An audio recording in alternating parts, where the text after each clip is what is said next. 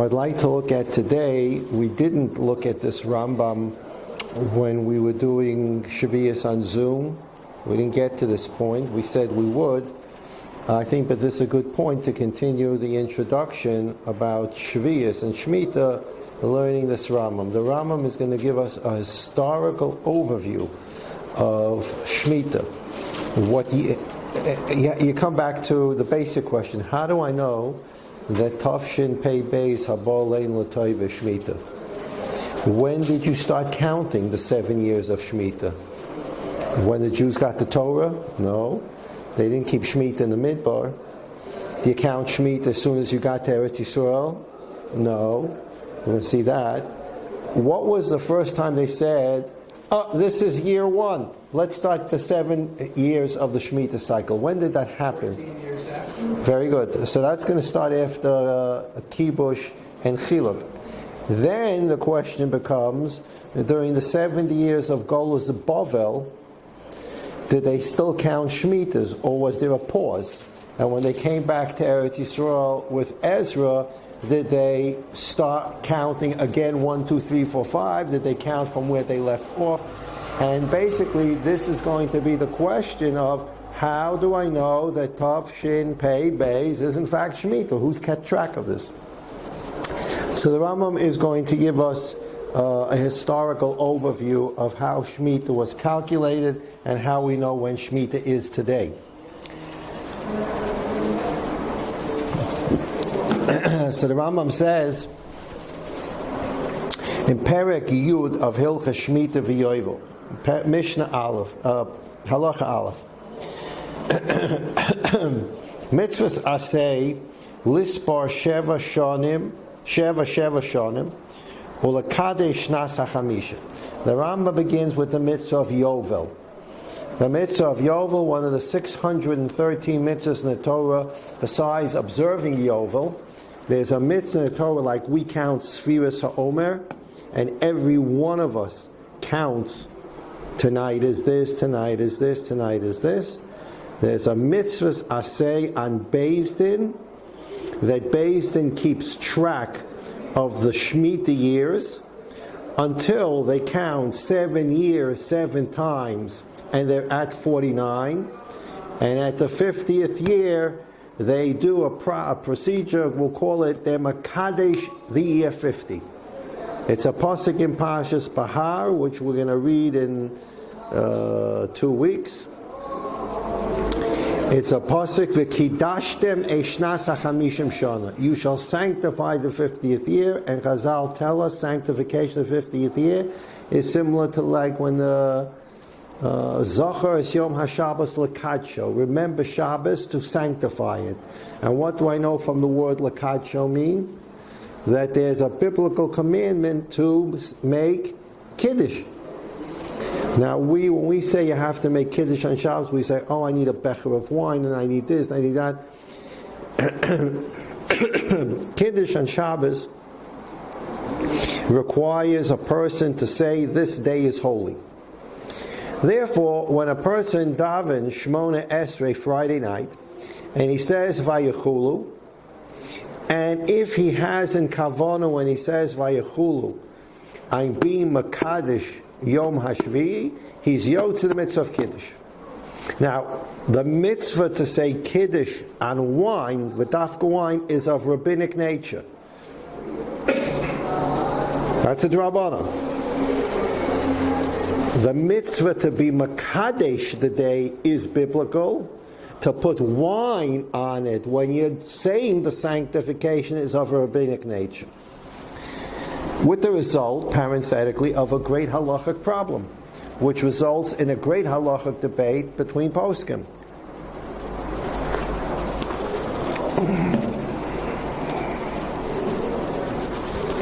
Women are biblically required to sanctify the day of Shabbos. Now, generally speaking, a woman is not obligated to observe a mitzvah that's asay shazman groma.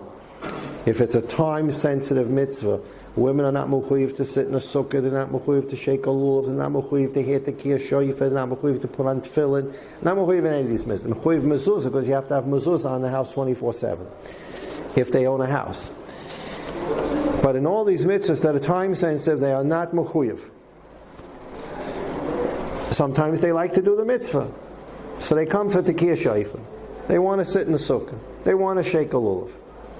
And that itself, parenthetically, on the parenthetically that we're already in, is a great machlokas between the Rambam and the Sephardi poskim and Rabbeinu Tam and Ashkenazic poskim.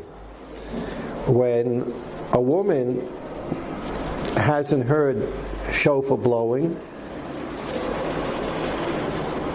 and she wants to hear shofar blowing, she couldn't get to shul for whatever reason, she can make the bracha, you can make the bracha for her, question halacha. But a bracha could be made, asher kiddushana b'mitzvaysev etzivanu l'shmoar kol shofar. Now the Sephardi poskim hold you can't make that bracha. If a woman wants to hear shofar, go ahead, blow for her, but you can't make a bracha. How do you utter the words asher kiddushana b'mitzvaysev etzivanu? God never commanded her to blow shofar. How can she make, they take a better example. Your wife says, Shmelka, give me the lulav and esrog, I want to make a bracha. She say, a woman's not obligated. How can she say, Vitzivanu? There's no Vitzivanu on a woman. It's Asrisman Grama. So therefore the Sephardi poskim hold that a woman, starting from the Rambam, earlier even, a woman can do it, but she can't make a bracha. Rabbeinu Tam holds that a woman can make such a bracha because while a person, this comes back to a Gemara, Godel ha-metzuva v'yoysa mishe'ena metzuva v'yoysa, which, because we're human beings, to us it's counterintuitive, but the Torah and Chazal always know better. The Gemara says that a person who is obligated to do a mitzvah and does it, that's a greater mitzvah and gets more reward than a person who's not obligated to do the mitzvah and does it. So to us we say, hold it. If you have to do something and you do it, you did your job. But if you didn't have to do it and you did it, you're a volunteer who stepped forward and you should get a bigger piece of the chocolate cake. But Chazal, the Rebbeinu Shalom teaches us, it's just the opposite. When you're required to do it and you do it, higher madrega, more schar. You volunteer for it, lower madrega, less schar. Why? So Tosfos says the concept of pas pasaloi, which you could, pas pasaloi means bread in the basket, which can be read in numerous different ways. But simply stated, a person that's mechuyev to do the mitzvah, he's nervous. I got to do it by 11, I got to do it by 12, I got to do it today, and he's under pressure. Besides being under pressure, there's also that birdie in his head called the Yetzer Hara that's telling him, tomorrow, later, you don't have to, it's a big deal, a lot of trouble. When you overcome all those things, the Yetzer Hara and the pressure, it's a different kind of mitzvah. For a person to step forward and say, you know what, I really don't have to do this mitzvah, I like to do it anyway. Oh, no, if I don't have time, it's also good. It's fine, it's also okay if I miss it, because I'm mechuyev. And the Yetzer Hara doesn't get all uptight about someone doing a mitzvah that he's not mechuyev in altogether. You don't want to do it, go ahead, do it.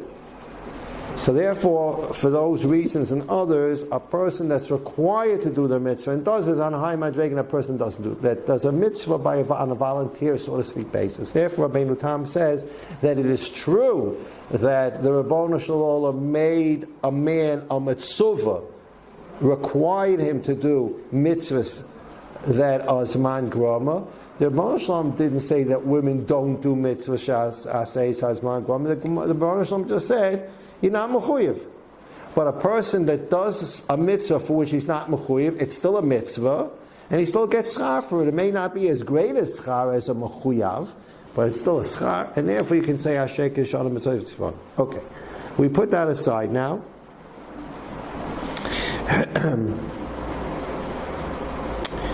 And that's the machlekes Rambam and Rabbeinu Tam.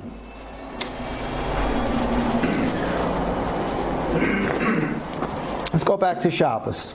Zachar Hashem HaShabbos L'Kadshay. You are to sanctify Shabbos. Shabbos comes once a week. If I do my usual analysis, I say Shabbos is a mitzvah saseh shazman grama. And while women can't do malacha on Shabbos, because man grama, lo zman grama does not affect you shall not do's, it only affects asays. So we don't say, well, because women, because Shabbos is a mitzvah saseh shazman grama, women can cook and women can bake and women can plant, they can do whatever they want on Shabbos because it's mitzvah saseh shazman grama. The word mitzvah asay shazman grama is a concept of the affirmative mitzvahs. You shall take a lulav, you shall blow shofar, you shall put on tefillin. If those kind of things are time sensitive, women are potter. But in the thou shall not do, and this is not the best example for various reasons, but you're not allowed to eat Yom Kippur. Yom Kippur comes once a year, so a woman can eat. Mitzvah Seishman Grama. Let her eat. The idea of mitzvahs asay shazman grama are those positive commandments. You shall do. If it's time sensitive, you don't have to do. But wherever it says you shall not do, men and women are equal. Okay. Shabbos. A woman can't do malacha. Fine. But it says Zocher Shem Shabbos Akacha. You shall remember to sanctify Shabbos. Kiddush. That comes once a week. That's a positive commandment. A woman mechuyav in Kiddush. I use my usual analysis, I say no. However, that's not true. The Gemara says that the first set of 10 commandments says, Zocher es Yom HaShabbos L'Kadsha. The second set, for whatever reason, how it changed, what it changed, it says, Shomer es Yom HaShabbos L'Kadsha. And when we say L'Chadoidi, we switch it around for whatever reason. We say, Shomer v'Zocher b'dibur echad, right? We should really be saying Zochar v'Shomer b'dibur echad, not Shomer v'Zochar, because the first set of 10 commandments is Zochar, the second set is Shomer. So we should be saying and singing Zochar v'Shomer. Instead we say Shomer v'Zochar. Be that as it may.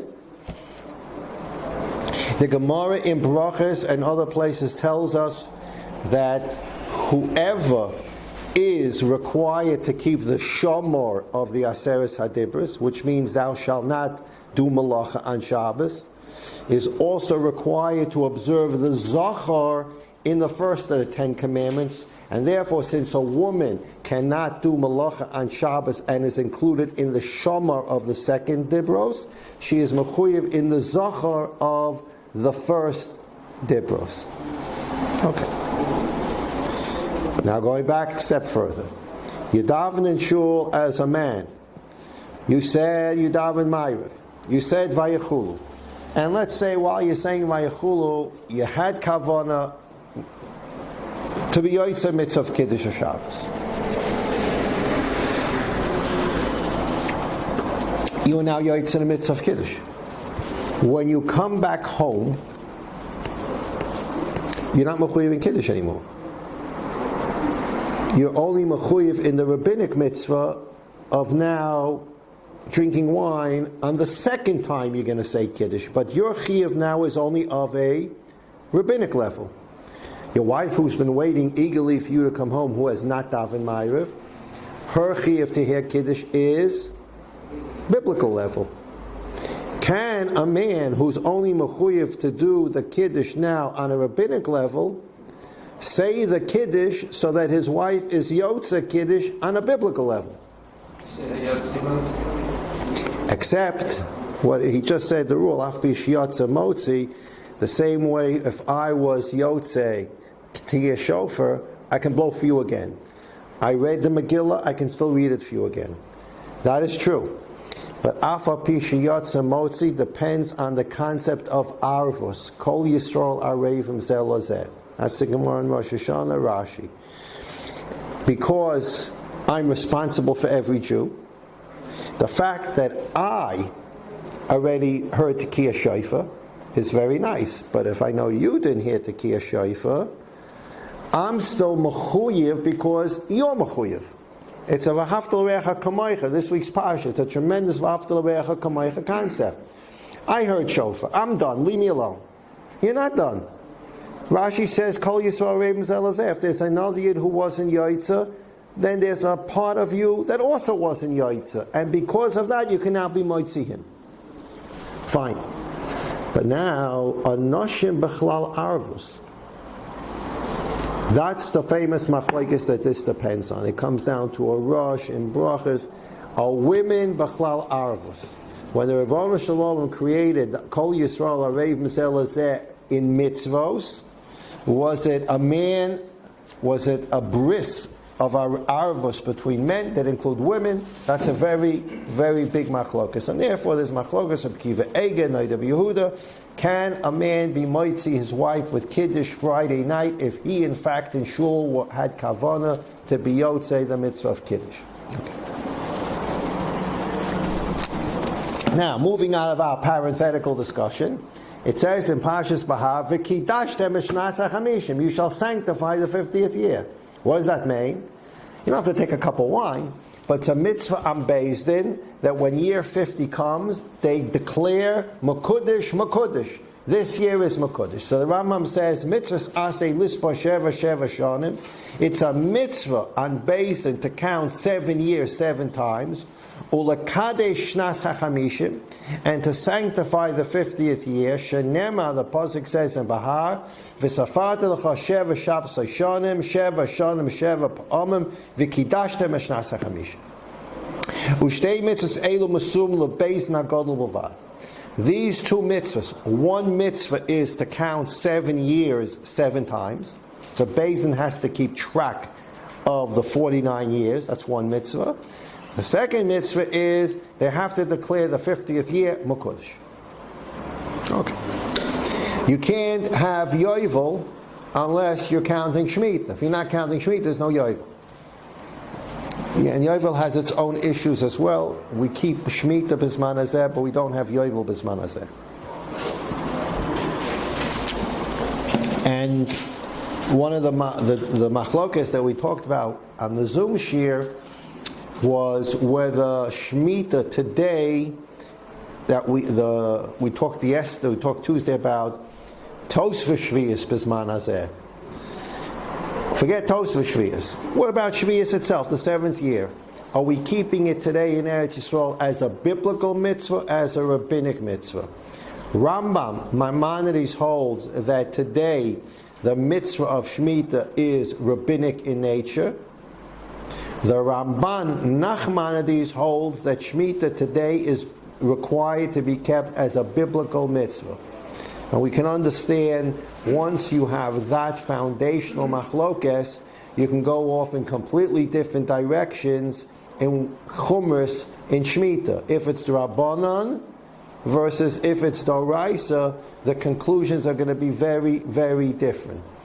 Rav Kook, in his Sefer on Shmita, and the Chazon Ish, in his compilation on Hilchos Shmita, agree that we paskin like Rambam Maimonides, and Shmita today in Eretz Yisrael is rabbinic in requirement. And that's basically how the poskim hold. Is that machlekes between Rambam and Ramban? Is the yesod of that machlekes the different hashkafic approaches that you're looking at sort of? No. Or Eretz Yisrael? No. There was a Rambam that we read during the Zoom share. Rambam has. It comes down to the question of Kedusha, Rishona, Kitchel, Shaita. It's more technical. The question is, how does Eretz Yisrael retains inherent Kedusha? Doesn't make a difference. Then there's a second question. There's inherent Kedusha, and then there's something called the inherent Kedusha triggers certain mitzvahs. So inherent Kedusha is always here. But there comes a point in time where the inherent Kedusha that triggers a mitzvah, that triggering is no longer here.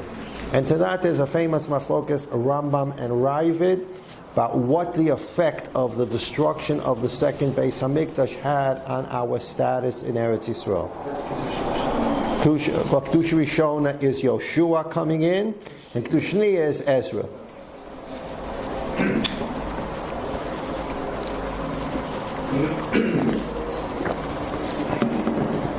And that machlokas, Rambam and Ravid, has tangential relationship to the whole issue of going up to the Har HaBayis. Okay. So now Rambam Halacha Bey says, when did they start counting the 7 years? As Pinchas said, 14 years after the Jewish people crossed the Yarden with Yehoshua, they said, year 1. The Jewish people left Mitzrayim in 2448. That's an easy year to remember. Once you remember that year, you can really move around in Jewish history pretty easily. 24 times 2 is 48. So 2448 is the year the Jews left Mitzrayim. The other year that helps you with things prior to that is Avram Avinu's year of birth, 1948. Yeah, 1948. So that's also an easy year to remember. So 1948. The Jews left Mitzrayim in 2448. Unfortunately, because of the Chet HaMeraglim, they spent 40 years in the desert. So that brings us to 2488. They enter Eretz Yisrael on the 10th day of Nisan. According to the book of Yoshua, the 10th day of Nisan, they crossed the Yarden. And that's the year 2488. Now you wait 14 years, which is called the 14 years of Kibush V'chiluk. The Rambam's going to explain that. It took 7 years to conquer Eretz Yisrael. It took 7 years to divide it up. 14 years. So 2488 plus 14 brings you to 3502. 2488 3502. Sure, 3502. Now, there's going to be, we'll see what the Rambam says, but about 3502, they say 1, and then they're going to start counting towards Shmita and Yovel.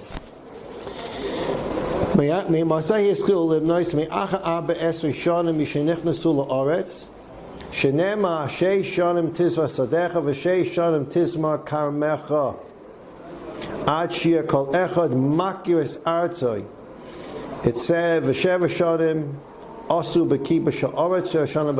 so there's a bracket here, whether it's actually part of the Rama manuscript or not. The pasuk says, for 6 years you shall plant your field. You can't plant a field unless you know it's yours. You shall plant your field for 6 years. When did everybody know whose field is theirs? After the 7 of conquering and the 7 of division. After that 14 years, people said, this is my field, and that triggered, you can plant. Nimtzas Omer, the Rambam says, B'shna shalosh v'chamesh meyos v'alpayim liyetzira. The Rambam says, we're at year 3503, right? Because we were at 3502.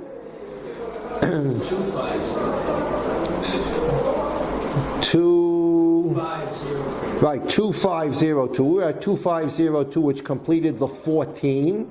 So what became the first year of the Shmita cycle? 2503. Nimtza Somishna Sholish V'chamesh Mei Alpayim Litzira Mei Rosh Hashanah Mei Acha Moled Adam Harishon. Right, so I'm saying it's 2503 after the Rosh Hashanah on which Adam Harishon was born. Shehishana Shnia Liyatzira Hiskilu Limnais. Now that the Rambam adds something here that can confuse us. We're not going to go deeply into it, but the Rambam is telling us, factually speaking, Adam Harishon was born in year 2 of the world. We know, we've talked about this many times, Ribono Shalom started creating the world on a Yom Rishon, and that Yom Rishon was Chafei Elul, Sunday Chaf Hey, Monday Chaf Vav, Tuesday Chaf Zayin, Wednesday Chaf Ches, Thursday Chaf Tes, Friday was Aleph Tishrei, Adam's created, Adam sinned, Adam did tshuva, and that's why we have Aleph Tishrei as a day of tshuva. So that means Chaf Hey El, without getting into the question that we always get into, if the world hadn't been created yet, how is it Chaf Hey Elul on the first day of creation? Okay? However we get there, it's Chaf Hey Elul, which means that the day Adam, the Thursday, the day before Adam Harishon was born, ended year 0 through 1. And on that Friday began 1 through 2. So the Rambam is just pointing out that we're counting here 3503 from that birth of Adam Harishon.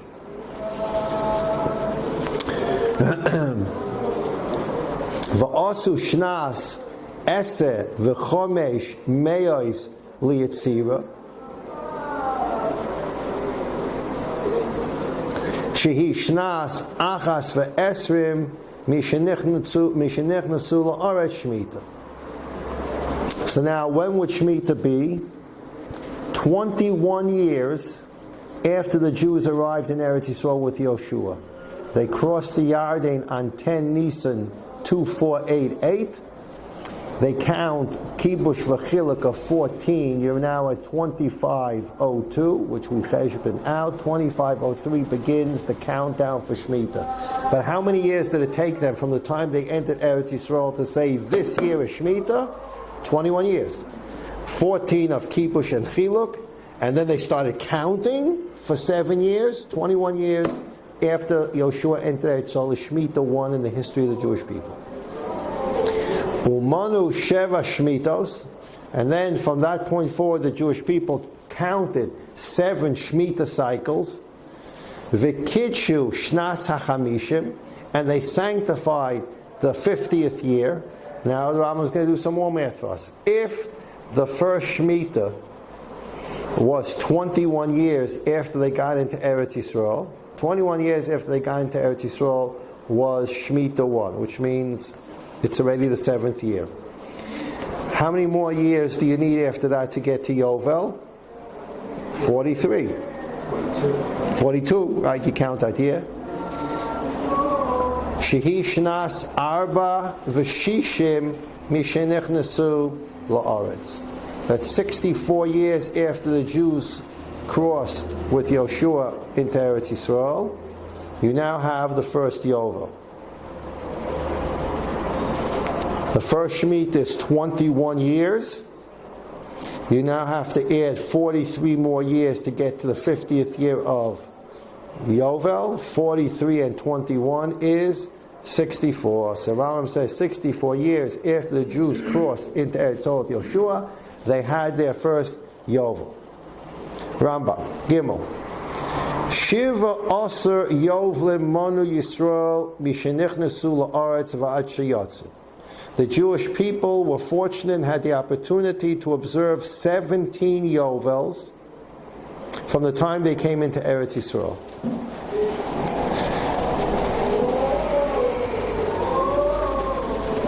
There's a pasuk in Malachim.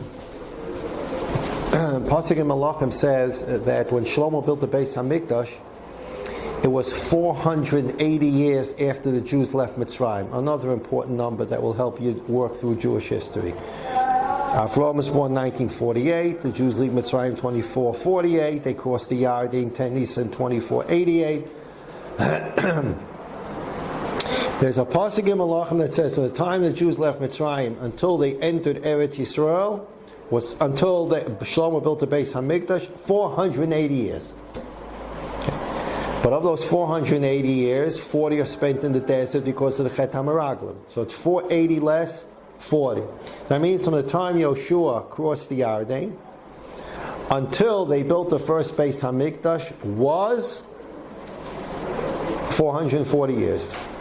440 years. They built the first Beis Hamikdash. The first Beis Hamikdash stands for how long? 410 years. So, how much do you have? From the time the Beis Hamikdash is built until the Beis Hamikdash is Charev, Shalom, you have 850 years. How much is 17 times 50?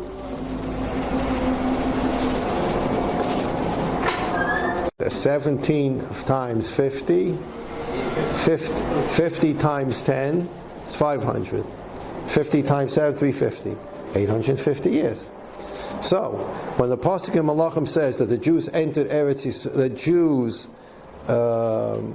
built the Beis Hamikdash 480 years after they left Mitzrayim. 40 years they spent in the Midbar. So that means from the time they crossed the Yard until they built the first Beis Hamikdash is 440. First Beis Hamikdash stands for 410. 850. So the Jews are in Eretz Yisrael after they cross into the Yarden for 850 years. 850 years, so the Rambam says you have 17 Yovels. You can count 50 17 times. V'shana sheyatzu uba shecharav habayis b'rishayna. The year of Churban Beis Hamikdash, the first Beis Hamikdash, the Gemara in Tainus, the Rambam is just compiling a whole list of Gemaras for us. V'shana sheyatzu ba shecharav habayis b'rishayna motzoi shvius haisa. It was Motzoi Shvius. It was what we would call the 8th year of the cycle, although the cycle is only 7 years. It was the year after Shmita. It was Tisha B'Av after Shmita that the Beis Hamikdash was Charav. Ushnas Sheish Ushloshim B'Yovel Haisa. It was the 36th year of the Yovel counting, meaning that had they stayed in Eretz Yisrael 14 more years, they would have been Zeicha to another Yovel. So we know specifically the Churban Bayis Rishon is Tisha B'Av of the year after Shmita, and at that year it was the 36th year into the Yovel count. Sha'aba Me'ah Shana V'Esa Shana Omad Bayis Rishon. The first Beis Hamikdash stood 410 years, and that closes it down. The Rambam says, Kivan Shecharav Habayis Batal Minyan Zeh. With the Churban Beis Hamikdash, this counting stopped. We're not counting Yovels anymore. So when the 70 years occurs of Golus Bavel, this whole counting starts. Umisha Batla Nishla Ha'oretz Shiv Char v'Shiv Mshanav Nivna Ba'Yasheni V'Abba Me'es V'Shim Shana Omad. 70 years of Churban Bavel, 420 years the second Beis Hamikdash stood. Uvashana Hashvius Mi Binyano. There's a whole history lesson here. The 7th year after the second Beis Hamikdash was built, Ola Ezra, that's when Ezra came up. There's a whole sugya in Megillah about why Ezra didn't come up right away with everyone else. The Beis Hamikdash was up already when Ezra came with his following. He came 7 years after the second Beis Hamikdash built. V'hi haBiyah Shniya. That's what we call Bias Ezra, 7 years into the second Beis Hamikdash. Umishana zu hischilu limnais minyan acher. And now from that year, 7 years after the second Beis Hamikdash is built, they start counting again. V'asu shnas yud gimel lebinyan ba'yasheni shmita. The 13th year. Shalom, how are you? The 13th year after the second Beis Hamikdash was rebuilt, Shmita 1. So Rambam is telling me something very important here. And this is what we started this year with. How do I know that Tafshin Pei Beis Habal Lein L'Tayva Shmita? There's a lot of calculations that go into that. First of all, you have to know that the 70 years in Golus Bavel, we don't count. There's no, you just cut it off. And when do I pick up again counting? 7 years after Ezra comes. Ezra comes 7 years after the Bayasheni. And from that time we count 6 years. In the 13th year, it's now Shmita of the Bayasheni. Umanu Sheva Shmitos, and they counted 7 Shmitos in the Bayasheni. V'kitshu shnas hachamishim, and they sanctified the 50th year. Afal pi shelo hayasham yovel b'bayasheni, even though the rules of Yovel were not observed in Eretz Yisrael and Bayasheni, because you need all kinds of technical rules. You need Rov Yisrael alad masam. you need at least a majority, whatever that means, of the Jewish people living in Eretz Yisrael to observe Yovel. And as we all know, people had many cheshbonis in those days about why not to come to Eretz Yisrael, and they stayed behind in Bavel. And therefore, the majority of Jewish people were not in Eretz Yisrael. So while they counted 7 Shmitos, and they were Makadish the 50th year, and Beis Din said Makudish, they didn't observe the 50th year in terms of the Tekiah Shayif, in terms of freeing servants. All those things were not observed. And they only did it Kedei Lakadish Shmitas. But there was no Yovel. Okay. B'li Neder will continue on Tuesday. An email going out through Yosef or someone where we're going to continue the venue for next Tuesday's shir. Okay. Oh, I need. Okay. Yeah.